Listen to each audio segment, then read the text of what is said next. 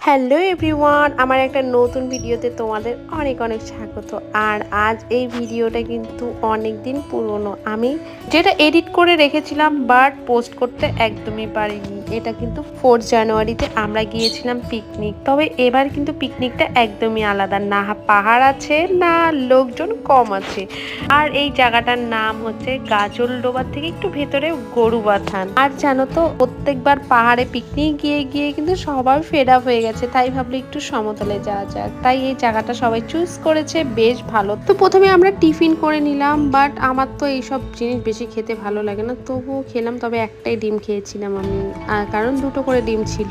আর এদিকে পকোড়া ভাজা হচ্ছে, এখন খাবো পকোড়া। পকোড়া খেয়েই আমরা চলে গেলাম একটু ঘুরতে। ঘুরতে বলতে পাশে একটা জায়গা আছে যেখানে লোক পিকনিক করছে। তবে এই জায়গাটা একটু আলাদা, দেখতে বেশ সুন্দর, তবে এত বালু বালু যে আমার ভালো লাগেনি।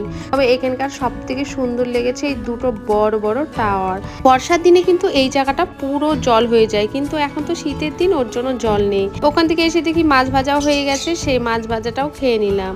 আর তারপরেই কিন্তু এখন আমাদের রান্না বান্নাও শেষ প্রায়। আজ রান্না করেছে ছেলেরা, কারণ মেয়েদের তো বাড়িতে রান্না করতেই হয় রোজ রোজ, আজকে ওদের ডিউটি। যাই হোক, আজ পিকনিকে রান্না হয়েছিল ভাত, ডাল, চিপস আর মাছ ভাজা, স্যালাড আর মাটন। সত্যি কথা বলতে ডালটা সব থেকে বেশি ভালো হয়েছিল, মাটনও ভালো হয়েছিল। তবে এত ভালো রান্না হবে আমি তো এটা ভাবতেই পারিনি। আমি ভেবেছিলাম খেতে পারবো কিনা, পরে দেখলাম না, একদম ঠিকঠাক হয়েছে।